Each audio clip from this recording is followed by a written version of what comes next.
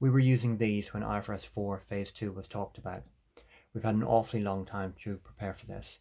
Now some industry groups are calling for a further delay from the 2022, which is already a year's delay, to 2023. That would put annual report into 2024.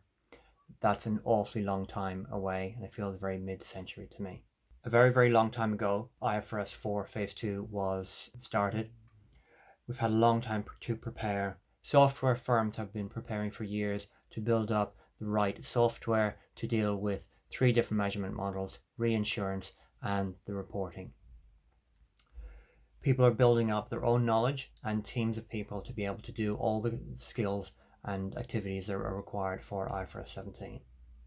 A big firm may need 100 people, but most firms will need an accountant, an actuary, project manager, business analyst, people to deal with data, processes, systems, and reports. That's an awful lot of people to get ready, up to speed.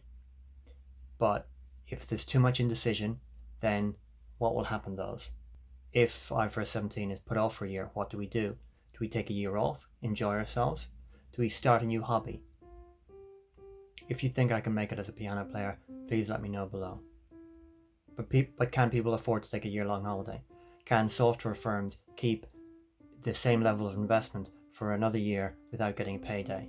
Will firms build up their consulting and their outsourcing arms to be able to deal with the need for IFRS 17 work and keep that around? Because a delay doesn't necessarily mean people have more time. It could just mean that the project starts later. I used to say that a third of companies had strode ahead, built their own software, and tackled the difficult issues of IFRS 17. A third were slowly engaging and figuring out how they needed to do it and buying their software, and a third weren't engaged.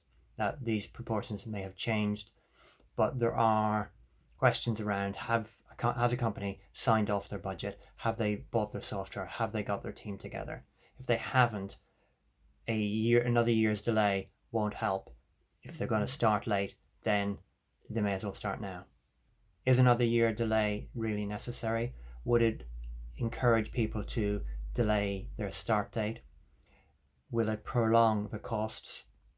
And indeed, will the consulting and the software firms actually exit because they can't afford another year's delay to put the resources in to develop what they need to do? In one scenario, it would mean a smooth project for people. In another, it would be very disruptive to the sort of support vendors and firms that help a firm to expand on the very good workforce that they have, but to be able to get the scale up to be able to deal with IFRS 17 work. Indeed, will some of us have to take a different line of work for a year instead of IFRS 17, my mateys?